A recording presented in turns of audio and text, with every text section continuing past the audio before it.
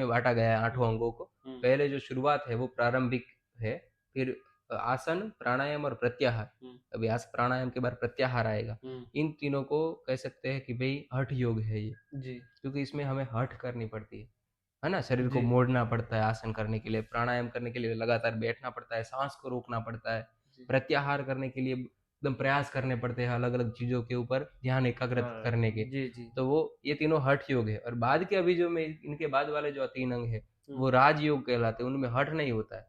जो राज योग होता है, कहने का अर्थ एक प्रकार से एकाग्रता वाला ऊपर ही लेवल का होता है, जी तो वो होता है राजयोग। जी इसलिए राजयोग के 3 अंग कहलाते हैं। तो जी हठ योग और राजयोग 8 अंगों में बांटे हुए हैं। जी तो प्रत्याहार प्राणायाम के बाद कहा मैंने जी प्रति प्लस आहरणम प्रत्याहारम, जी की तरफ जाना। किसके की तरफ जाना है? तो मतलब प्रश्न होगा ना, जी, किस किसकी तरह? तरफ जाना? हाँ तो आगे के अंक की तरफ जाना। हाँ, प्रत्याहार के बाद वाला जो आने वाला है वो कौन सा है? धारणा, धारणा। प्रत्याहार धारणा, जी हाँ, तो वो जो है ना, यम नियम आसन प्राणायाम प्रत्याहार धारणा ध्यान और समाधि। हम्म, तो आगे के अंक की ओर जाना, तो आगे कौन सा अंग, लक्ष्य क्या है हमारा? समाधि, समाधि की ओर जाना, तो वो जी है प्रत्याहार। कि भाई समाधि, अब आपने हठ योग बहुत अच्छे से कर लिया है, तो अब आप समाधि की ओर दिशाओं में आगे बढ़ेंगे, तो वो प्रत्याहार जो है वो द्वार कहलाता है राजयोग में जाने का। अच्छा, तो वो है प्रत्याहार।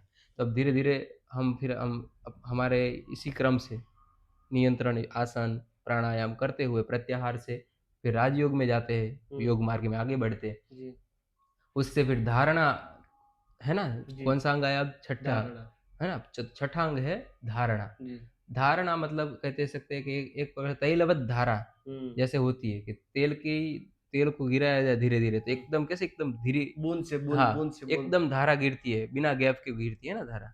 अच्छा तेल हाँ, को एकदम लगातार गिरा जाए तो एकदम, फिर तेल खत्म हो जाए तो बीच बीच में अच्छा छूट भी हाँ सकता है, हाँ, ऐसा नहीं। क्षमा और कीजिए, वही जी धारणा है, जी, क्षमा नहीं, वो सही कह रहे हैं आप। हाँ बूंद से बूंद भी होता है बीच बीच में, हाँ, तो वही धारणा की स्थिति होती है। जी ये जब धारणा मतलब ध्यान का एक प्रकार से भाग है। जी, धारणा करेंगे कि मुझे एक हम्म, ध्यान रखना है, एक चीज के ऊपर फोकस रखना है, जी एक लगातार एक ही आसन में बैठकर इसी चीज को सोचते हुए उसको मनन करना है, उसके बारे में चिंतन करना है। हम्म, इस भाई कोई कोई टॉपिक के बारे में, कोई चीज के बारे में, कोई आंतरिक टॉपिक के बारे में आंखें बंद करके किसी अंग के, शरीर के अंग के बारे में चिंतन करना, हमारे किसी शरीर के अंग के अर्थ के बारे में चिंतन करना, वो धारणा कहलाती है। जी, और वो धारणा लगातार होती नहीं हम्म, है। वो बीच बीच में तेल की बिंदु इसलिए की तो मैं तरह बोल रहा था, टूटती जी रहती है। जी जी जी एक बार धारणा लगातार होती है, फिर बीच बीच में टूट जाती है। जी तो वो धारणा की स्थिति ऐसी होती है, एक ध्यान का एक प्रकार है। जी, बिल्कुल और सही धारणा बात, के बाद वो धारणा जब एकदम धीरे धीरे अभ्यास के बाद दृढ़ होती जाती है, जी तो वो ध्यान का रूप ले लेती है। क्या बात और है, वो ध्यान जो है वो कभी एक बार लग जाता है तो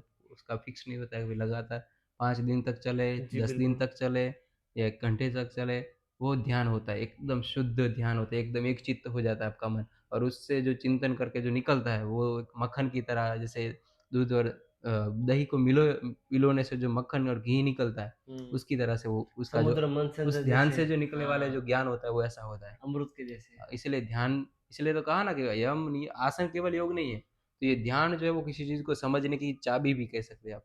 अच्छा एकदम आप उस स्थिति पर पहुंच गए, तो उस चीज को जो भी चीज आप समझना चाहेंगे, उसको हम एकदम अपने मन से ही उसके ऊपर संशोधन करके चिंतन करके आप उसके निष्कर्ष को समझ पाएंगे।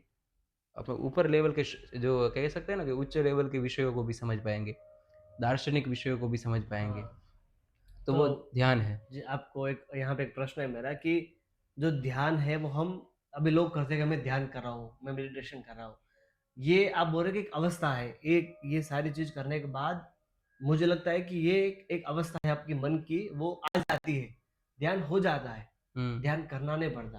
तो क्या ये सही है? क्योंकि बोलते हैं कि मैं मेडिटेशन कर रहा हूँ, मैं बैठ गया पूरे, मेरी रीढ़ की हड्डी सीधी है, straight the back and I try to हाँ, मेडिटेशन, तो वो ये प्रकार कह सकते हैं ना, प्रत्याहार कह सकते हैं कि हाँ भाई प्रत्याहार, ये ध्यान की अवस्था में जाने का एक प्रकार से जी जो प्रत्याहार कहा है, वो लोगों को तो पता नहीं है ना, कि वो तो सभी को मिला के एक ही शब्द मिलते हैं कि भाई मेडिटेशन, यदि ऐसा किया उसका अर्थ ध्यान है, ध्यान है, और यदि हम शरीर को मोड़ते तो उसका मतलब है आसन अथवा जी योग। जी, वो इतना ही अर्थ अच्छा, समझ ये गए हैं। कुछ गलत धारणा हाँ, है, तो जो आपने जो प्रश्न किया उसको हम प्रत्याहार कह सकते हैं, कि ध्यान की अवस्था में जाने का द्वार, जी उसका आप अभ्यास कर रहे हैं।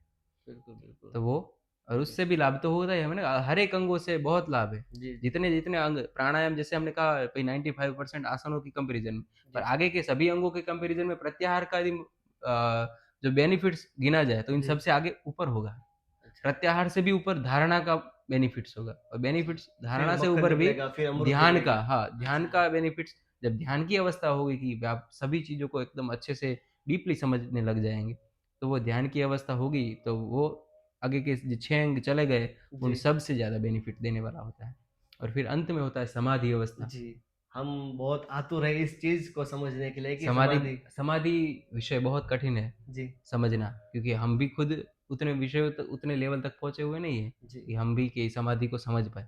जी। परंतु हमारे जो गुरुजियों ने जो बताया हुआ है, उनके अनुभव से, उसके अनुसार कह सकते हैं कि समाधि अवस्था मतलब ध्यान से भी एक लगातार होने उच्चतर वाली एक अवस्था। एक अवस्था की जो ध्यान जैसे होता है कि भई थोड़े समय के लिए, वो भी एक प्रकार से उसकी लिमिट है, ध्यान हुँ, की भी, कि जी। भई वो लगता है तो आप अभी 4 दिन, 5 दिन कोई लिमिट, उतनी लिमिट है उसकी, नहीं है ऐसा नहीं। तो कि भई वो ध्यान है। और टूट और जो जाएगा, समाधि की, समाधि नहीं यदि टूटेगा। समाधि एक बार लग गई, तो वो जब तक वो कार्य नहीं होता है, वो तब तक टूटती नहीं है। वो समाधि अवस्था होती हुँ, है। समाधि अवस्था, हम समाधि मतलब ज़मीन में चले जाते हैं, और वही समाधि, वो भी उसका अर्थ भी समाधि है। हुँ। तो ये समाधि ऐसा तो नहीं होगा ना कि भई तो फिर तो कहे कि हम योग कर क्यों रहे हैं? कि केवल समाधि लेने कर रहे हैं। जी, जी, जी। समाधि मतलब किसी भी विषय को यदि ध्यान और एकाग्रता से समझने का प्रयास कर रहे हैं हुँ, आप, और उसको समाधि अवस्था के तक यदि आपका उतना उच्च लेवल का ध्यान, आसन, प्राणायाम सभी अंगों को सिद्ध किया है आपने, जी। तो आप उतने उच्च लेवल के बन जाएँगे कि आप किसी भी विषय को समाधि अवस्था तक समझ पाएँगे। तो संपूर्ण रूप से समझने जैसे कि लगेंगे। आपने शुरुआत में बताया था कि योग समाधौ, जो युद्ध मीनिंग समाधौ। है युज समाधौ, तो ये यहाँ पे सार्थक होती है पूरी योग का बात। अर्थ ये है कि समाधि, हाँ, और जहाँ से हमने लक्ष्य दे शुरू। दिया, एक लक्ष्य दे दिया कि आप ये जो कार्य कर रहे हो वो क्या पाने के लिए कर रहे हो? तो कि समाधि पाने के लिए। हाँ, समाधि मतलब किसी भी विषय को हम संपूर्ण रूप से जान पाएँ। जी। हाँ, उस तक लेवल तक हमारी योग्यता हो जाए, हम पात्र बन जाए, तो वो समाधि क्योंकि अवस्था है। इंसान को कुछ चाहिए, मतलब वो कुछ टारगेट चाहिए, तो हुँ, इसलिए तो हम ये सारी चीज़ों को फ़ॉलो करके वहाँ तक जाने के लिए इच्छा रखते हैं कि हमें भी समाधि प्राप्त करनी है, हमें भी वो हुँ, ब्लेसफुलनेस, आनंद की अनुभूति करनी है। करनी है, शायद ये भी हो मतलब हो सकता है। सकता है। तो जी, आप शुरू करेंगे तो पहुँचेंगे ना, जी। चलना स्टार्ट ही नहीं करेंगे तो कैसे पहुँचेंगे? जी, बिल्कुल। इसलिए हमने जो भी आज प्रयास किया है जी। चर्चा करने का, तो आपसे जितना भी समझे हो, हुँ, और हुँ। यदि कोई क्षति हो तो मैं पहले क्षमा माँगता हूँ। जी, जी, और बिल्कुल। आप इसके ऊपर खुद भी रिसर्च करिए और जानिए इन विषयों के बारे में। आप पतंजलि योग दर्शनम पढ़िए, जी, और इन योग की जो विषयों के बारे में फ़िलॉसफ़ी है। सर्च करिए, और फिर धीरे-धीरे प्रयास करिए। यदि आपकी इच्छा है, रुचि है, तो बेनिफिट तो है ही। जी, जितना बिल्कुल। आगे जाएँगे उतना पिछले वाले से 10 गुना बेनिफिट है। जी, बिल्कुल, और बिल्कुल। वो अनुभव की बात है। अनुभव आपको शुरुआत से ही कह रहा हूँ ना, अनुभव अनुभव की ही बात है। जी, उसको व्यक्त तो कर नहीं सकते, अच्छा। वरना वो अनुभव कैसे कहलाएगा? जी, जी, बिल्कुल। इसलिए आपको स्वयं ही अनुभव करना पड़ेगा। जो अनुभव करेंगे, हुँ, तो पता चलेगा कि इसका बेनिफिट कितना है। हुँ। वो किसी को हम बता नहीं पाएँगे शब्दों में। जी, बिल्कुल, क्योंकि आज का जो हमारा जो जीवन है, वो उलझा हुआ है सारी चीज़ों में। हम कंपैरिज़न करते हैं, हम किसी चीज़ के पीछे भाग रहे हैं, दौड़ रहे हैं। तो जितना भी हमारा शरीर स्वास्थ्य अच्छा होगा शरीर का, और जब हमारा दिमाग शांत होगा, हमारी ब्रीथ प्राणायाम करेंगे तो वो शांत होगी, तो हम उस चीज़ों को ज़्यादा से ज़्यादा समझ पाएँगे, और जल्दी से जल्दी मतलब आपका जैसा कंसंट्रेशन बनेगा, आपका फ़ोकस बनता है। जब हमारा एकाग्रता किसी चीज़ के ऊपर बन रही है, तो हम उस चीज़ को ज़्यादा से ज़्यादा अचीव कम समय में कर सकते हैं। अब जैसे कोई पढ़ाई भी कर रहा है, तो वो 1 घंटा, 2 घंटा लगा रहा है, पर आप 5-10 मिनट में पढ़ाई कर सकते हो। जैसे कि हुँ, हमारे स्वामी विवेकानंद जी का उदाहरण हमारे सामने हाँ, प्रस्तुत है। सही है। तो समाधि अवस्था यही है जी, कि एक प्रकार से हम उस लेवल तक पहुँचे जिससे हम, हमारा मिलन जो है, योग का अर्थ है सिद्ध हो पाए कि भई संयोग होना, युज् जी। संयोगे, हुँ, हुँ। है ना? तीसरा अर्थ था ना, एक युज् हाँ, संयमने, नियंत्रण के लिए, जी, युज् समाधौ और युज् संयोगे। तो जी। संयोग किसका? 2 चीज़ों का संयोग, 2 हाँ, चीज़ें होगी तभी संयोग होगा। जी, तो उसको कहते हैं हम आत्मा और परमात्मा, जी। उसका संयोग होना। अपने आप को ईश्वर से मिलाना, मिल एक जाना, रूप होकर एक जीना। एक रूप होना, ये एक रूप शब्द होकर, ऐसा नहीं बहुत। कि भई हमारा शरीर खत्म करके ऊपर चले जाना। नहीं, ये जो पर मतलब है ना हाँ, उसके। आत्मा और परमात्मा का संयोग होना मतलब अपने आप समझ आ जाना कि भई मैं और ईश्वर एक है। तो इसीलिए तो वेदों का भी वाक्य क्या है? तत्त्वमसि। हुँ, वेदों के वाक्य है ना, तत् तत्त्वम् असि, असी। वो तुम ही हो। जी। कौन तुम ही हो? वो आत्मा तुम ही हो, वो ईश्वर भी तुम ही हो।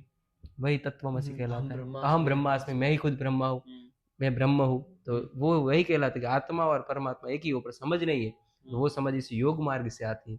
इसलिए हमारे ऋषियों ने ये एक सरल एकदम अच्छे से रास्ता, स्पष्ट रास्ता जी, बता दिया कि बिल्कुल। आप ऐसे-ऐसे जाइए, पूरा डायरेक्शन दे दिया, ये पूरा पूरी मैप बनाया हुआ है, गूगल जी, मैप से भी अच्छा मैप बनाया हुआ है। जी, बिल्कुल। तो ये है समाधि का वो एक लक्ष्य कहे तो हुँ, वो एक समाधि की, वो जो है वो आत्मा और परमात्मा का मिलन, वो जी। समाधि अवस्था है। आत्म साक्षात्कार, अपने आप का साक्षात्कार हो जाना कि भई मेरा जीवन क्यों है और मुझे क्या कार्य करने हैं, वो समझ लेना। और उस हेतु से इस आत्मा और परमात्मा एक संयोग हो समझकर उस तरह से जीवन को आगे बढ़ाना और जीना और कुछ सार्थक करके दिखाना, तो हुँ, वो समाधि अवस्था है। क्या बात है। बहुत-बहुत शुक्रिया आपका और आप कुछ और कुछ बोलना चाहेंगे कि हम कोशिश करेंगे कि दूसरे वीडियो पे बात चर्चा करेंगे हम जैसे हमारी जो बात हो रही है आप जिस ऐसा भी प्रकार कर से सकते हैं कि हम आप यहाँ तक एक वीडियो रखें, हुँ, अगला भाग इसी वीडियो से अलग प्रकार से जी, दीजिए बिल्कुल, जिससे बिल्कुल। लोग